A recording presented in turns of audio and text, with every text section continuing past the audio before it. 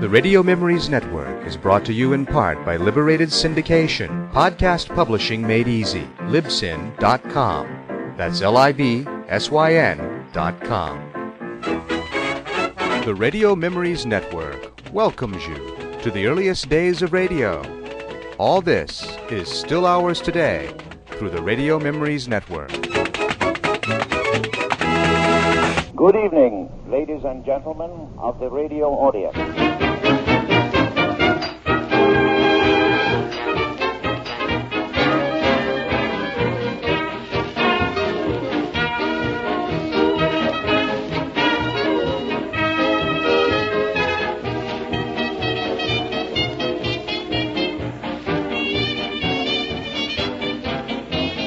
Hi everybody, welcome once again to Radio Journeys, our weekly journey into radio as it sounded in the 1920s and 1930s.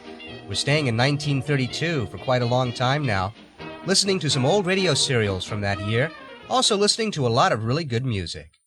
Our programs tonight will include, as they have for several weeks now, The Misadventures of Si and Elmer, Abroad with the Lockharts, and Anne of the Airlanes.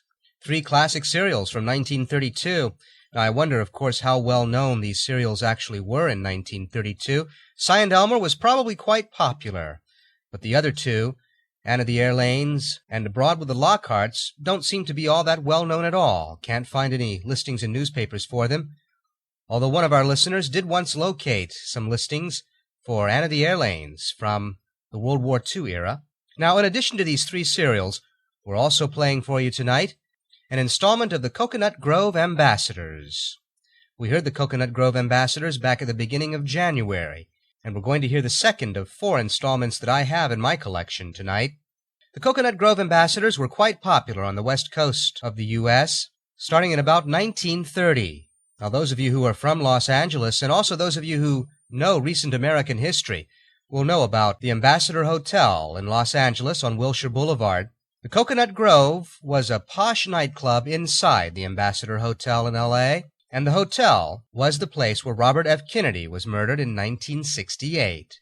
But for many years, until the 1960s, the Cocoanut Grove was one of the hottest night spots in all of the United States, certainly the hottest night spot in Los Angeles. And Wilshire Boulevard was to Los Angeles in the 1930s what Beverly Hills is to Los Angeles today, the seat of celebrityhood, the place where celebrities gathered and enjoyed seeing and being seen.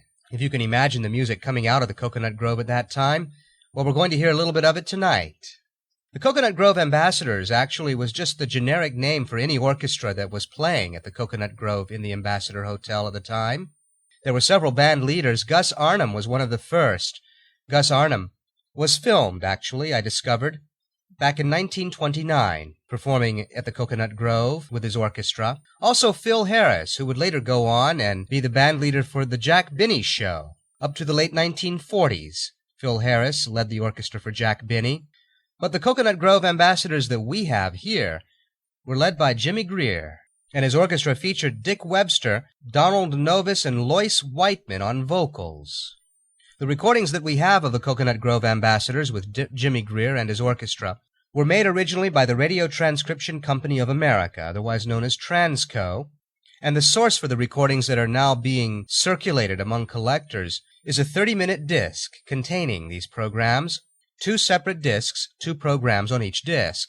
They've been divided up as separate episodes, and that's how they're being distributed today.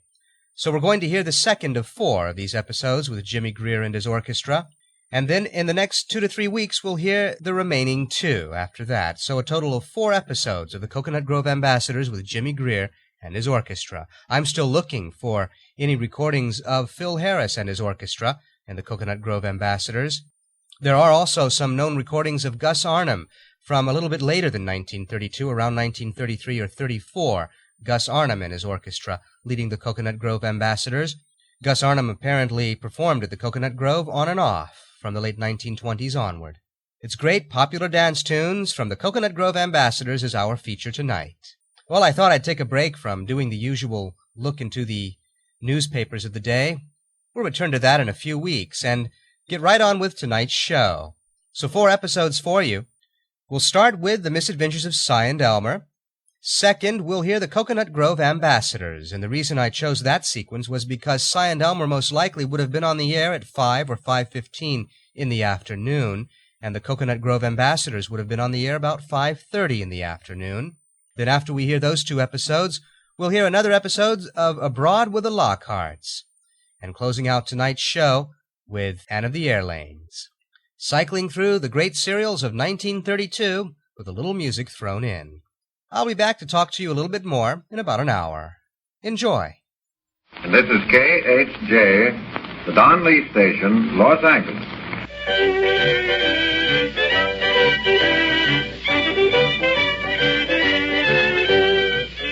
The Misadventures of Si and Elmer.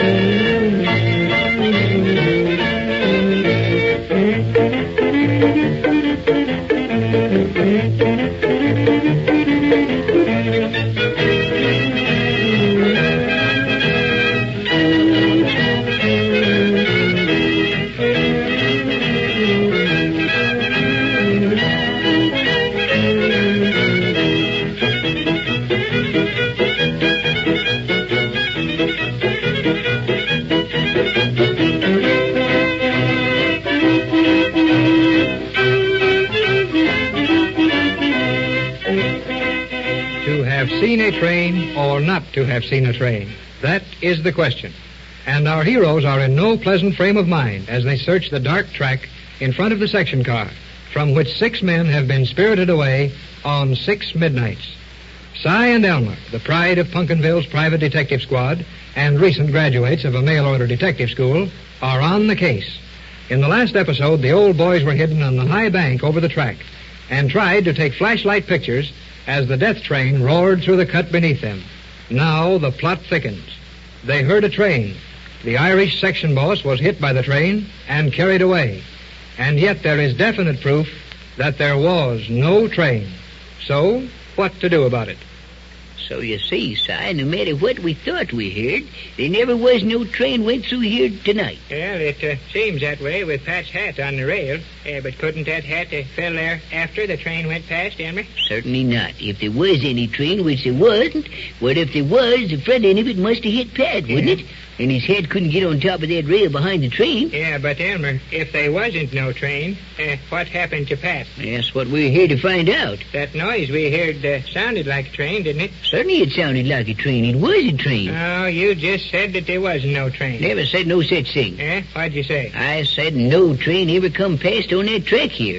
The train we heard wasn't on no other track. Well, it wasn't no train, that's a cinch. Yeah. Pat's hat couldn't have been on the track if a train had went past and hit him. Elmer, I bet Pat's thinking awful mean things about us right now. Yes, he is, if he's thinking at all. Thinking at all? You heard me. Elmer, you don't suppose something has happened to him, do you? Oh, no, of course not. There's only been 6 fellers carried off here at midnight by a train that everybody hears when there ain't no train, but nothing happened to him. Oh, no. Oh, you know what I mean, Elmer. Pat screamed like he was hurt. Awful bad. Yes, he did. And don't forget we thought he seen his body up in the air, too, off the ground. This is terrible, Elmer. What are we going to do next? Oh, guess ain't nothing we can do to daylight, I guess. Oh, wait a minute. Si, I got it. We're awful stupid. We never thought it'd be no sooner. That motion picture camera of yours. You mean we got some pictures in that there camera that'll help us on this case? Certainly we got pictures in her. If the darn thing's any good, I shot all 4 of them flashlight things while that train or something happened to Pat. That's right, Elmer. And we ought to see what's on that film just as quick as we can. Yes, sir. Then there's only one thing to do. We got to get back to Pumpkinville as fast as our legs will carry us. Elmer, we ain't got to walk all the way to Pumpkinville. That's more than 20 miles. Yeah, we ain't walking all the way, no. It's only 2 miles to the junction. We can catch the 2 o'clock train there. No, we can't. Why not? Well, that train don't make no stop to the junction, Elmer. That's limited. Limit or no limit, they'll stop for us and be plenty glad to do it. Yeah? We're on business for this here railroad now. And don't forget we're deputy sheriffs, too. I reckon if we want a train stopped, she'd better pull up. Yeah, but that train goes past the junction just like it was a haystack. Yeah. How are we going to get it to stop? I got that all fixed, Si. I'm smart about a lot of things, you know. Yeah, I reckon. When I was in the depot in Pumpkinville getting our orders, station agent gave me some torpedoes. Torpedoes. Mhm. Well, now, that's good fun, Elmer. Can we shoot them off right now? Certainly not. That's just the reason I never showed them to you. Can we shoot them off now? My goodness. Well, what's the reason we can't? Because they ain't no toys to be played with, Si. Oh. These things is for putting on the rails when the train comes along. Yeah? And when the engineer hears them go off, he stops the train to see what's the matter. Oh. Then we can get on and ride it to town. Say, that's a great idea, ain't it? Betcha. You mean we can put some of them on the track at the junction and stop to limit it? That's right, Si. And then we got to take one of our red bandana handkerchiefs and put it over the flashlight and sort of wave it around at the engineer. Then he's got to stop. Well, let me get a little look at them torpedo things. Will you, Elmer? Nothing doing, Si. Nothing doing. I What's don't know matter? too much about them darn things myself. Ain't going to have nobody as silly mind as you monkeying with him. You'd be likely to get all mixed up and lay yourself on the track. Well, come on now. Come on and get to walking. Come on. Elmer, we ain't done nothing around here yet. Seems like we ought to find some clues or something. Yeah, you ain't worried about no clues. You're just worried about that 2-mile walk to the junction, that's all. Come on, shake a leg. Well, my misery's right bad, Elmer. Yeah. Yeah, I ain't anxious to walk. Say, you ain't never anxious for nothing but reading detective stories and whittling. You're getting no real exercise from now on. Yeah? I'll tell you are. Hang on tight to that moving picture camera now. We've lugged that darn thing all over with us for 2 months and it ain't done no good yet. So let's get don't bust it when it's got a chance to give us a good piece of evidence. Yeah, but look here, Elmer.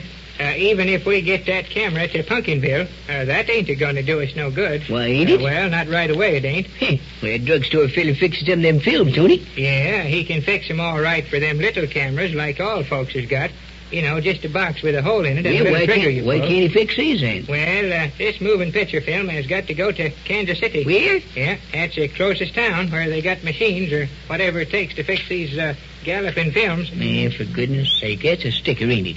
Well, all we can do is to get to Pumpkinville right quick and tell the sheriff all about this right quick. Well, if we got to do it, we got to do it. Certainly. Yeah, but I'm going to get darn nervous and tired before I get done with these 2 long miles. Say, will you quit bailing and moaning it again? Come on. Yeah. Now we keep the flashlight going, we get out of this cut and go easy past that section car, you hear me? I bet all of them section boys is scared to death, Elmer. I bet they are too. You know, they ain't made a sound since that train went past. No? No, and I'll bet they ain't doing no sleeping neither. Well, look, I just turned the flashlight on the car windows. Look. Elmer, them windows is just full of little brown faces looking out at us. Yes, sir, and look. Si, their eyes are just popping out of their heads. It ought to make you feel pretty brave, Si, because if it's possible, them fellas scared worse than you be. Well, quit the funning, Elmer. Ain't funny. Yes, you are funning. I mean it. Always a funning at the wrong Yeah, time. I mean Dad, blame it. Let's walk right along. Further I get from this car, the better I like it. Yes, ain't the place I'd pick out for no circus neither. Elmer, What? look. There's another track there. Yes, what? Another track. This place ain't got no night-blooming railroad tracks, has it? Huh? Oh, yeah, but say, that ain't no regular track, Si. Yeah? It's a little bit of track. It just goes into that there little house again the bank. Elmer, maybe that's where that mysterious train is a-hiding. Oh, shooting stars, Si. That's just a little handcar house. Huh? For one of them little handcars we see the section boys riding up and down that track on. Well, come on, Elmer. Let's get away from here. I'm awful nervous. Now, wait a minute. Hold on, Si. This handcar gives me an ID. Yes, sir. Let's see if that door's locked there. What for, Elmer? Do you think somebody is hiding in there? Do I think somebody's hiding in there? No, nobody but a handcar is hiding in there. We're going to use that. Huh? Look at there now. No lock on the door. Just a stick stuck through the hasp. Now we're going to town, Si. Why, Elmer Peabody. What? You wouldn't take that handcar out, would you? Well, if I can get her out. Come on, hold the flashlight while I get this door open. Come on. Well, all right. Well, hold it up so I can see something here. My goodness. Oh, there. Elmer, don't be jerking. I ain't a jerking. There. Elmer, What? there's a little handcar in there. Yes, sir, there she is, Si. All we got to do now is to roll around the track and start for the junction. Hey, wait a minute, Elmer. Wait a minute. What's the matter? I don't know if this is all right. Yeah, it's all right if we can do her. Now, come on, get a hold here and give her a push. Come on. Hey, don't push so hard, Elmer. Lean your back on there. Now, Push don't on the car. stand there and look, man. It It ain't going to move by itself. Now, there you are. There you are. See? That ain't gonna do us a bit of good, Elmer. Why ain't it? Well, it's a pointing right crossways of the big track. Well, for goodness sake, get hold of it and we'll swing around. Huh? Get hold of it, Si. Come on, don't be scared to lift that old back of yours. You ain't going to break nothing. Yeah, come all on right. now, come on, get it up here. This is awful heavy, Elmer. Well, for goodness sake, if you quit grunting and start to lift a little, then maybe she'll move faster. She's pretty near on, Elmer. Yes, that damn it she is, old Elmer. Ouch, ouch, get off my foot, will you, Si? Get around here and lift it off. Come on, hurry up. Ouch, ouch, hurry up. Si Perkins, will you get to lifting? Well, all right, Elmer. Now. Oh, my goodness, we got taking my foot smashed all to pieces. There she is. Now get up in the saddle, Si. Come on, get up there. Yeah, how does she run, Elmer? She don't run. We got to run her. Now get aboard. Come on. Well, all right. Come on. Now we got to work these handles up and down, Si, like on the fire engine at Funkinville. Come on, get yourself a handle and start pumping. Come on. It works kind of hard, don't it, Elmer? Certainly it works hard if you don't push it. Now you push and I'll pull. Come on. Here we go. Come on. Start pushing. Now pull. There we are. Elmer. What? Now, wait a minute, Elmer. What's the matter now? Elmer, wait a minute. Wait nothing. Push that handle. We're going to town, I tell you. Yeah, but Elmer, I'm trying to tell you something. Si Perkins, you don't need to tell me nothing till we get to the junction. That's what I'm trying to tell you, Elmer. Tell me what? We ain't going to the junction. Ain't going to junction. What's the reason we ain't going to junction? Because we're going the wrong way. Huh? What? Well, dead burned if we ain't, Si. Come on, stop these things, Si. Stop it. I don't know how to stop it, Elmer. Quit pushing and pull, or quit pulling and push, or say whatever you're doing, do something else. Will you? Come on now. Hey, she's going faster, Elmer. Will you let go of your hands, Si, and I'll see if I can stop it. Ah, you're doing it all wrong, I'm not Elmer. doing it all wrong. She's getting faster all the time. No, she ain't. I got her now, Si. I got it. Every time one of them handles starts to come up, slap it down.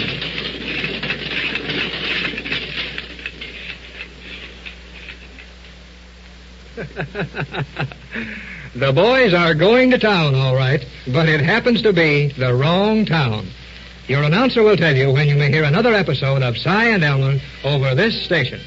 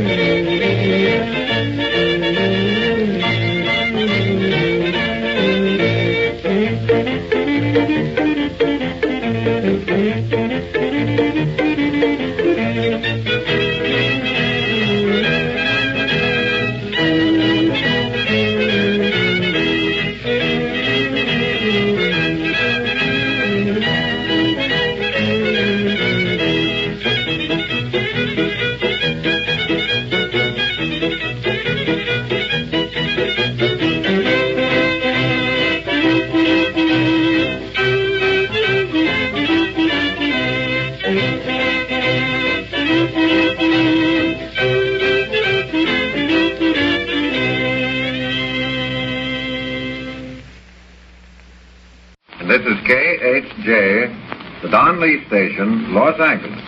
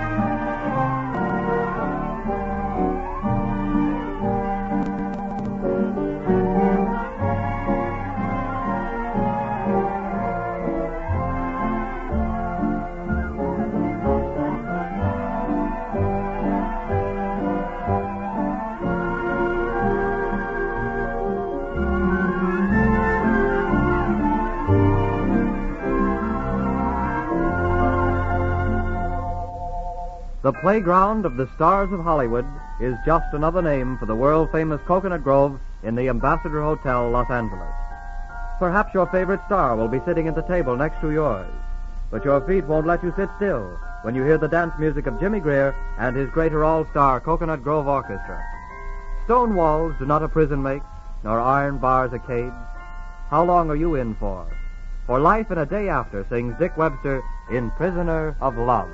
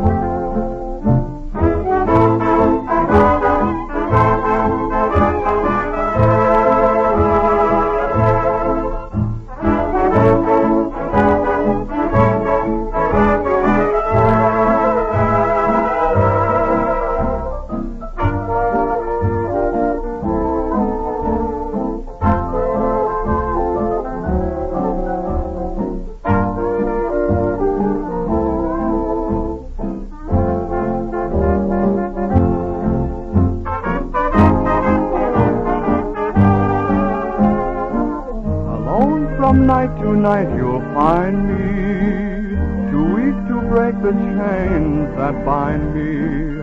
I need no shackles to remind me I'm just a prisoner of love. For one command I stand and wait now, from one who's master of my fate now.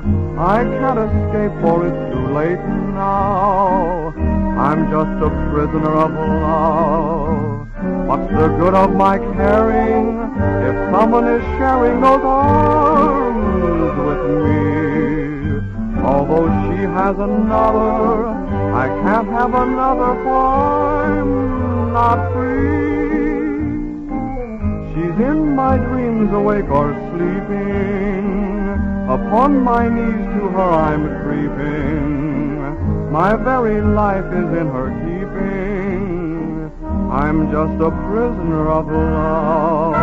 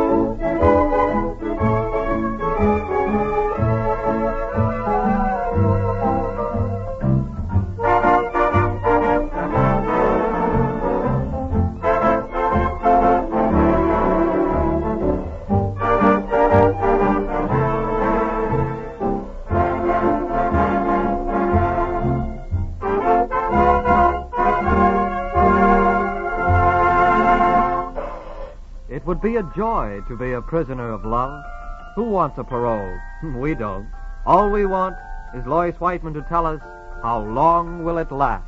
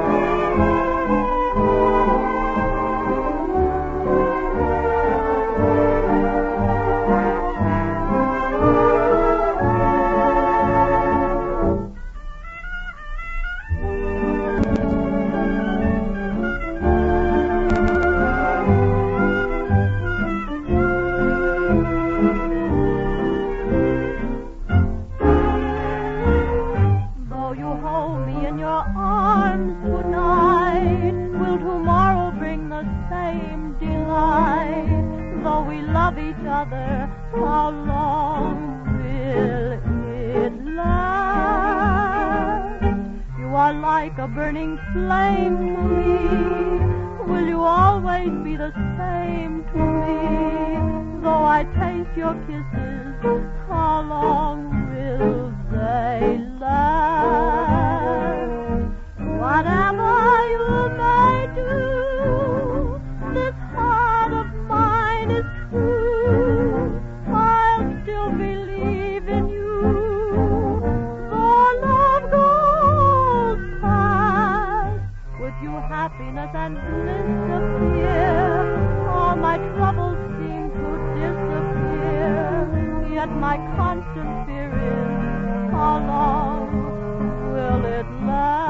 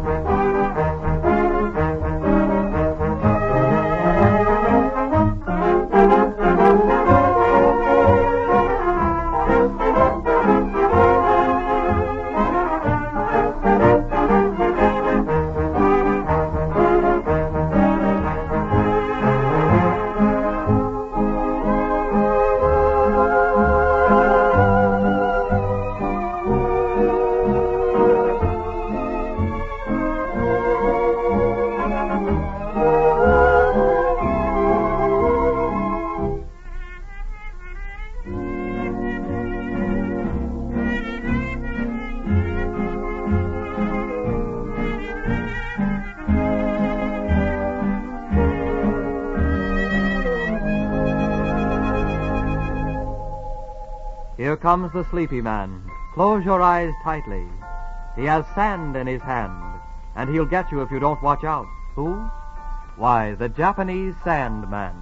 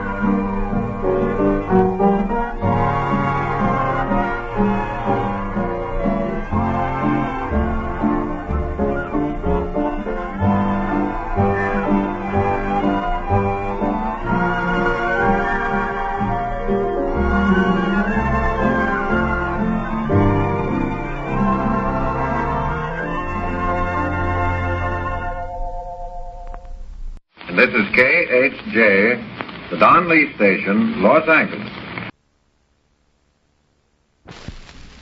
Today we find Mr. and Mrs. Lockhart in Paris, about to visit the Wagon-Lit office.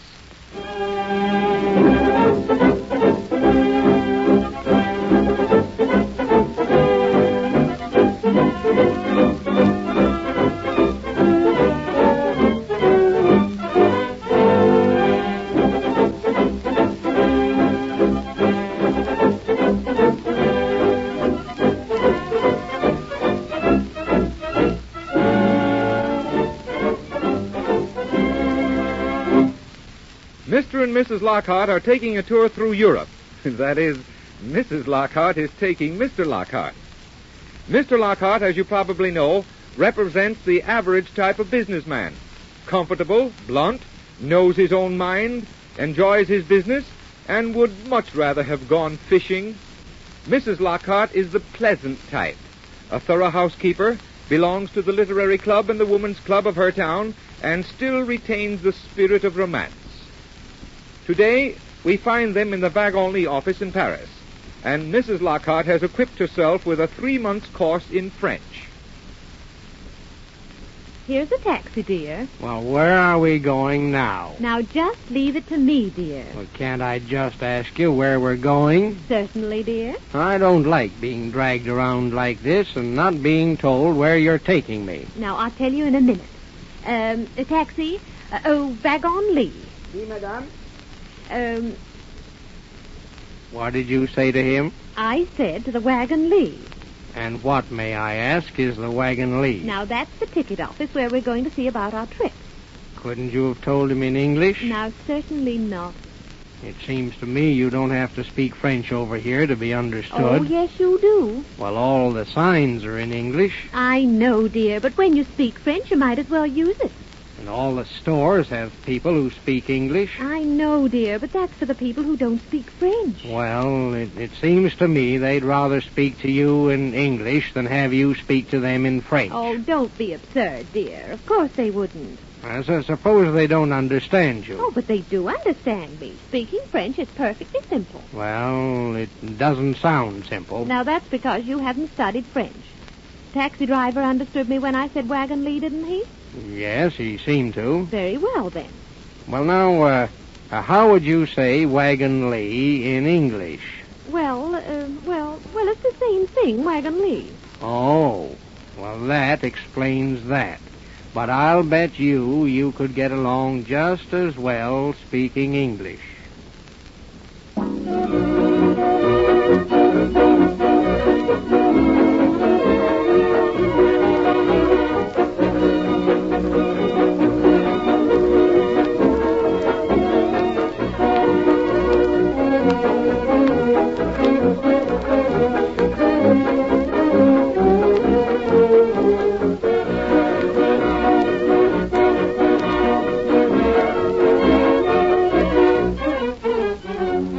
Here we are, dear. This is the Wagon-Lit office. Why, it's spelt Wagon-Litz. I know it's spelt Litz, but over here they pronounce it Lee. Oh, I begin to understand. You never pronounce it the way it's spelt. Now, let's find a nice-looking clerk. There's a nice-looking fellow over there. Oh, let's find a fat one. They're always more obliging. It's so much more interesting getting your own transportation than having it done for you. It will be more interesting if they sell us a ticket to the wrong place. And it brings you in touch with the native life, with the bourgeois, as they say. Do they? And besides, it helps me improve my French. Well, I didn't know it needed improving. And when you speak French, it's just nothing short of ridiculous not to use it. That French teacher back home would sure enjoy this. I mean, it's like your arm. If you don't use it, it stagnates. Well, same way with your French. If you don't practice it, it just lies dormant. Il dorm, you know. Well, I didn't know Now, there's a nice clerk right there. Come on, Will. But, dear, now, listen, S'il vous plaît, monsieur. Oui, madame. Vous êtes le Wagon-Lit? Yes, madame. Where do you wish to go? Oh, don't trouble to speak English. I speak French myself. Pardon, madame. But, dear, he said he speaks English. Now, don't interrupt. Un moment. Now, Will, when he gives me the fares, you put them down in your little book, and afterwards we can reckon it all up. Combien est le prix à Biarritz? Pardon, madame? Combien est le prix à Biarritz? Ah, à Biarritz. Quelle classe, madame? Pardon? Quelle classe? Oh, yes, of course. What class do we want to travel, Will? Why, I, Of course, back home we travel first class, but over here, second is just as good. Seconde classe, s'il vous plaît. Seconde classe à Biarritz, c'est 287 francs, madame. Pardon? Seconde classe à Biarritz, c'est 287 francs. Oh, je vois. Why don't you ask him in English, dear? Please leave this to me. Voulez-vous écrire ça pour moi? Mais oui, madame. We may as well have it in his own figures, then they can't change their mind. Yes, and we'll know what it is. Voilà, madame. Merci. Oh, 287 francs. Well, see the funny way they make a 7, Will? They put it down and then they cross it out. And now we'll ask him for a timetable. Maintenant, monsieur. Désirez-vous un horaire, madame? Why, yes. Oui, merci. Why, he knows what you want before you ask him. C'est 4 francs, madame. Pardon? L'horaire n'est pas gratuit, madame. Le prix pour un horaire est 4 francs. Well, I never. 4 francs for timetable, Will. Why, back home, the B&O will give you all you want for nothing. We won't take it. No. Non, merci. Je ne le prends pas. Comme vous voulez, madame. Oh, let's go, dear. No, we'll just ask him what time the train leaves. Oh, what's the use? Now, à quelle heure part le train pour Biarritz? Il y a beaucoup de trains à Biarritz, à 8 heures, à midi, à 17 heures et à 23 heures. Pardon? J'ai dit, il y a beaucoup de trains à Biarritz, à 8 heures, à midi, à 17 heures et 23 heures. Well, of course, that sounded like 23. It certainly did, and there's no such time. Oh, yes, there is, of course. 12 is noon, 18 is 6 p.m., and 23 is 6, 7, 8, 9, 10, 11 p.m. United States time. Oh, let's go to the hotel, Now, dear. I think we should leave in the morning and get to Biarritz for lunch. Maintenant, monsieur. Nous désirez départ Paris le matin et arriver Biarritz pour déjeuner. Je regrette infiniment, madame, mais je ne comprends pas ça. Nous désirez départ Paris le matin et arriver Biarritz pour déjeuner. Pour déjeuner. Well. Mais c'est impossible, madame, parce que d'ici à Biarritz, c'est un trajet de 9 heures. Oh, 9 heures? 9 heures, madame. Oh, merci beaucoup. There you are, Will. You see how easy it is? The fare is 287 francs, and the train goes at 9 in the morning. No, madame, vous n'avez pas compris. You are mistaken. Vous êtes en erreur. Oh, je suis-je? Pardon, madame, if you excuse, I will speak in English. I have said there is no train leaving at 9 o'clock. But I distinctly heard you say 9. Yes, madame, I've Well, said now, look 9. here, I don't intend to be made a fool of in front of my husband. Let's go, dear. But, madame, I have said 9 hours. Don't explain. I know you say 9 hours in French when you really mean in good United States 9 o'clock. No, madame, I have said it takes 9 hours to go from here to Biarritz. Well, now, look here, I think you're just trying to make me appear as though I don't understand you. Let's go, dear. And if you don't mind me saying so, I don't like your accent anyway. It's entirely different to anything I've been accustomed to. Alors, madame, je parle en français encore. J'ai dit, il y a beaucoup de trains d'ici à Biarritz à 8 heures, à midi, à 17 heures et à 23 heures. Il n'y a pas de train à 9 heures. D'ici à Biarritz, c'est un trajet de 9 heures. C'est tout, c'est tout, c'est tout. Well, I've never heard anything like that. Let's go, dear. All right. We'll just go over to the American Express where you don't have to struggle to make yourself understood. And where they'll give you a timetable for nothing. Bonjour, monsieur. Good day, madame. Come along, Will.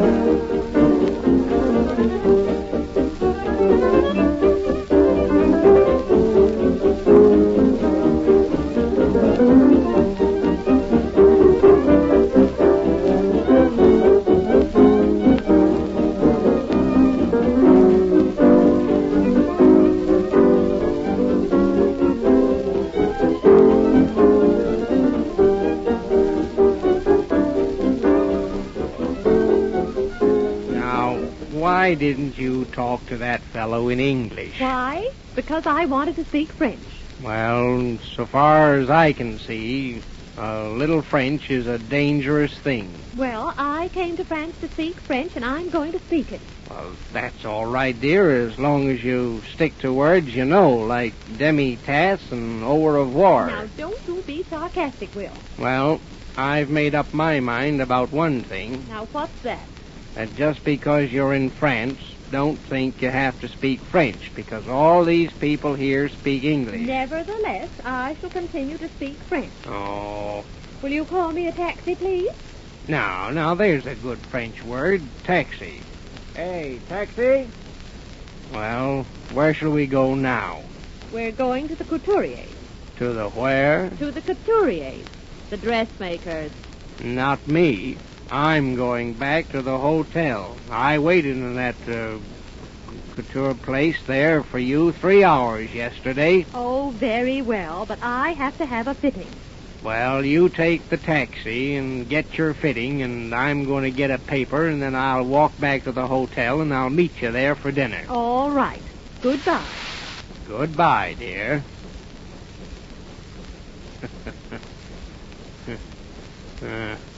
Well, Here, boy. Got a New York Times? Yes, sir. how much is it? 2 francs, please. There you are. Just what I said. A little French is a dangerous thing. A little French is a dangerous thing. And so we shall have to leave the Lockharts until next week, when we join them as they visit the historical places of Paris.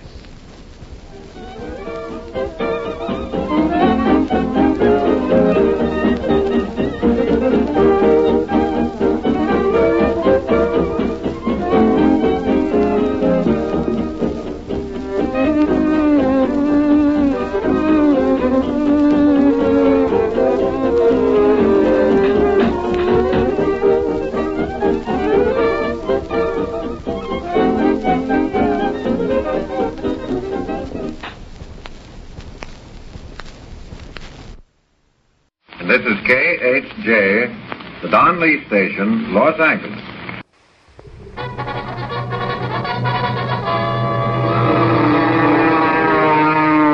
Over valley and mountain, river and plain, through wind and storm, rides Anne of the Airlanes.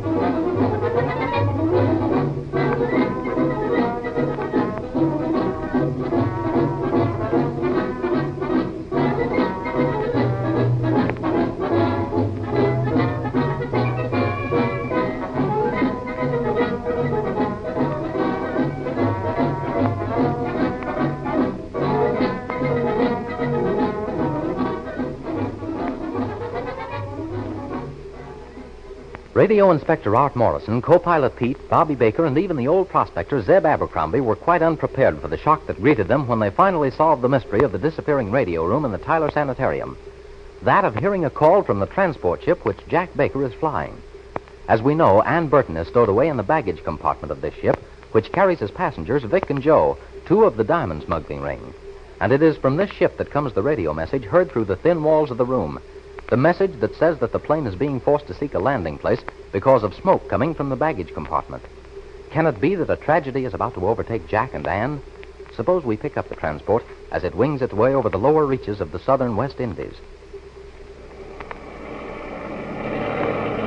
Did you hear what I said, Baker? All right. I'm trying to find a place to set this ship down, Morgan. I haven't any more ambition to roast in this thing than you have. Although I didn't see any smoke. Well, I did. Saw it plain, too.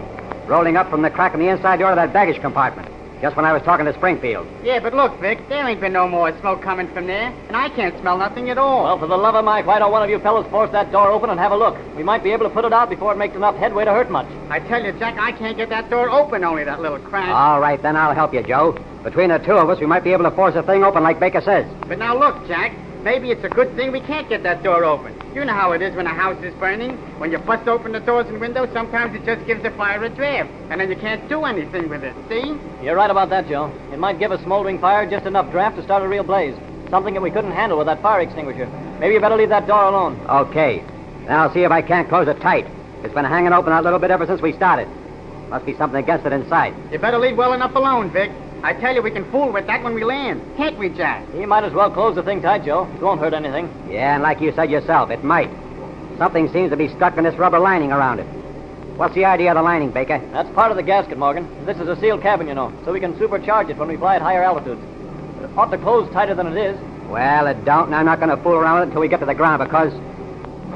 Say, do you guys smell anything? No, not me. That's what I told you. I never smelled any smoke. Can't say that I do, Morgan, but this ventilator wouldn't let anything come up this way. Is it smoke? Nah, that's the funny part. Unless it's incense of some kind, there's a smell of... it smells like some kind of flowers. Yeah, that's what it is. It's flowers. Flowers? That's a good one, Vic.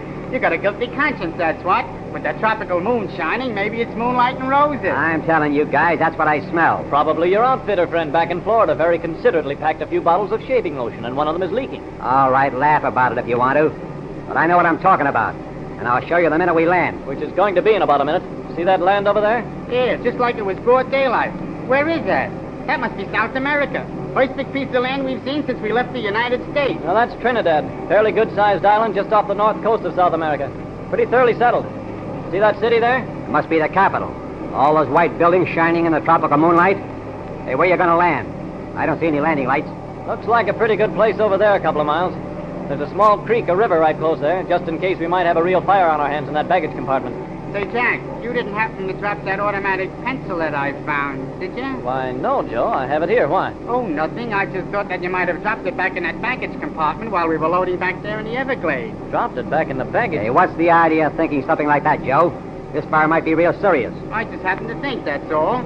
And I knew that Jack didn't want to lose that pencil. No, I don't want to lose it, Joe. Hey, what's the idea, Becky? You going crazy? Hang on, you fellows. I think there might really be something wrong in that baggage compartment. We're going to land plenty fast, so watch out. Snap on those landing lights, Joe. Okay, Jack. Don't hardly need those lights, though, with that moon. Stick tight now, here, you fellas. Here we go. Hey, what's the idea of putting on the brakes like that, Baker? You might have washed the ship out. I didn't put on the brakes. Something stopped us like we'd hit a stone wall. We'll see about that later. I'm going to have a look into that baggage compartment. I'll give you a hand, Jack. Wait a minute. What's the matter? No wonder we stopped like that. Take a look, there. Looks like rubber all over the landing gear. What is it, Baker? That's why we stopped. But let's get into this compartment. You see? Not a sign of smoke, Jack. I guess it's all right in here. Maybe Vic was just sort of seeing things. I said that I saw a roll of smoke come out of that inside door, and I mean it. I'll take a look myself with this flashlight. You don't have to, Mr. Morgan. Anne. There isn't any fire in the baggage compartment, and that wasn't smoke you saw. Do you mean that you've been in that compartment all this time? But how on earth did you... Yeah, okay, beautiful. Come on, let's have the story. I don't suppose that Baker here knows anything about you being in there, huh? Of course he knows, Vic. How could he when he's been with us all the time, and he was... Hey, keep your nose out of this, Joey. When I want answers from you, I'll call you. Right now, I want to know if Baker is handing us a nice little double cross and is wronging his little feminine helper here. And I can tell you that Jack really didn't know anything about it, did you, Jack? You think for 1 minute that I would have left that landing field there in the Everglades if I'd known that Anne was hidden in this ship? Then how did it happen? Come on, let's hear it. I'll sort of judge for myself on how to believe. Well, it's all very simple. Naturally, when Jack left the emergency landing field near Miami, I was anxious about him, and I tried to find him. I did find where the plane was, and then I couldn't find my way back through the Everglades. And the only place I could hide was in the baggage compartment. You took off before I thought you would, and, well, here I am. Okay, gorgeous. That's your story. All right, here's ours. Your fair-haired boyfriend here has decided to play ball with us. You mean... Oh, Jack, you can't. You mustn't. He not only can, but he's got to. In the first place, he's chalked up in the United States with the theft of the interstate transport. And now, by this time, he's listed as being one of the illicit diamond syndicate pilots, see? We've seen to that. So what else can he do? And beside that, he's in line to make a lot of dough. If nothing happens to this ship for a while, do you get it? Jack, you haven't joined them, have you? I'm afraid I have, Anne. There wasn't much else to do. I see. Well, I suppose that I can find a telegraph office in that city over there. I can get steamboat or clipper fare back to Springfield and tell all the police in the world just where we are and where we're going and all about it? Not so fast, gorgeous. You better think twice about it. You'd kind of hate to think of Jack Baker being rounded up by the police and the government, and all on account of you, wouldn't you?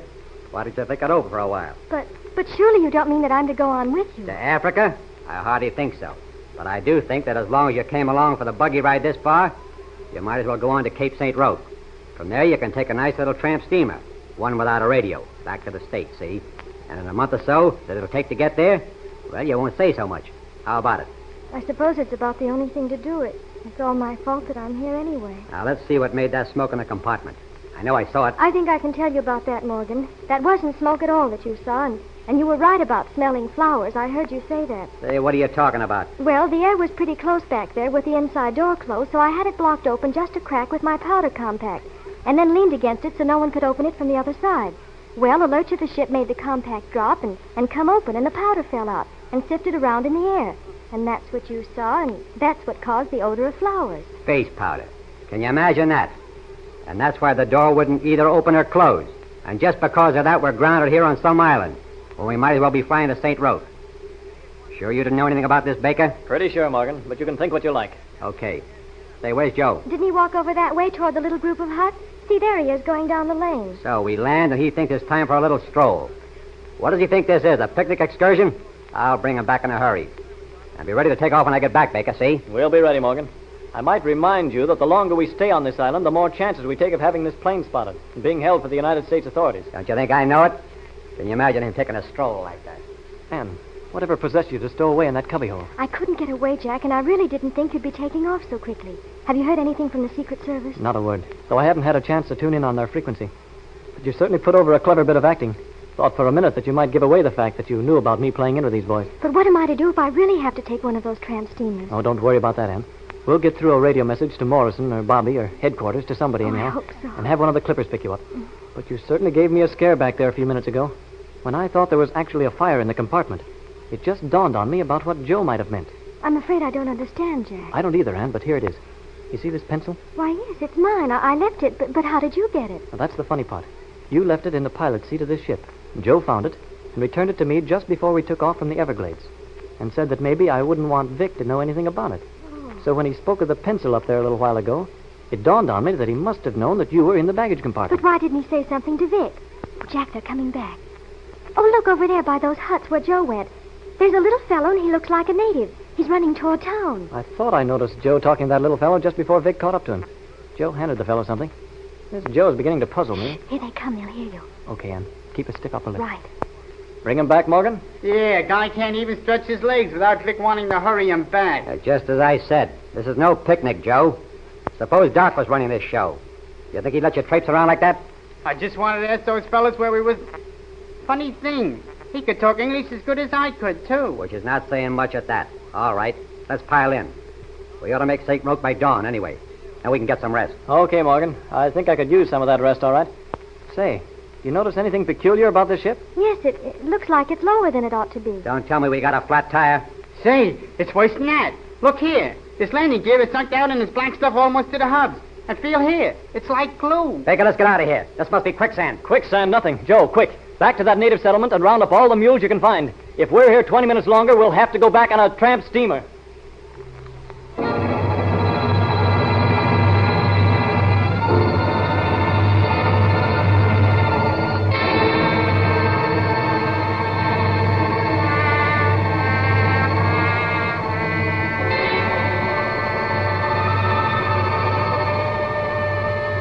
The huge, heavily laden transport plane slowly settling into some black quagmire. Is this to mark the end of the projected flight to the land of the diamond mines? What sort of mysterious ooze has already engulfed the landing gear? Can Joe bring back enough help to move the great ship?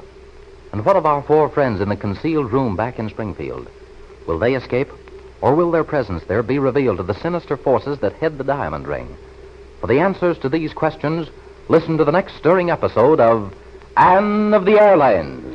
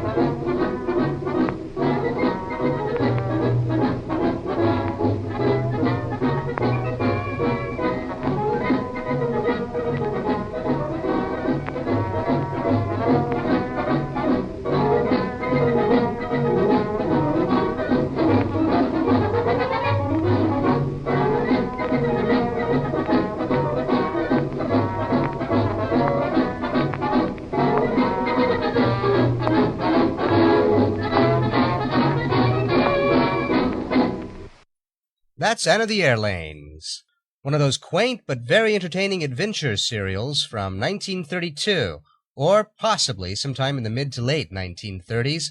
Now, just in case you're wondering how long these serials will continue on Radio Journeys, well, there are 30 episodes of Anne of the Airlanes. Actually, we're missing the first 6. Haven't found them. So that leaves 24 episodes in all of Anne of the Airlanes. And we've got about 15 or so more episodes to go, so we'll be doing this for another couple of months. Now, as for Abroad with the Lockharts, there are actually only 2 more episodes to go before we're ready to begin a new serial. The Misadventures of Si and Elmer just sort of goes on, another 2 to 3 months for those serials. Now, after we finish with Abroad with the Lockharts, we'll be starting some new ones. Some of the ones I have coming up soon will be The Family Doctor, sort of a takeoff on a very popular NBC serial called The Country Doctor. I think personally that The Family Doctor is one of the better produced of all the serials that are out there. In addition, The World Adventurers Club, very well known and widely circulated among collectors as a serial from 1932. Also The Leatherstocking Tales, which supposedly were recorded in 1932, although the date remains a mystery. We'll be cycling through those sometime in the near future as well. So there's a lot more to come from 1932 here on Radio Journeys. And in addition to these serials, also we'll be playing some of the earliest network programming, including lots of comedies, Jack Benny's First, comedies from Fred Allen and Ed Wynn, all of that and more here on Radio Journeys in the coming months. So we do hope you'll join us every single week. Download us through your podcasting aggregator. And we'll see you right back here once again next week. I'm John Grimmett. Have a great week, everybody. Bye-bye now.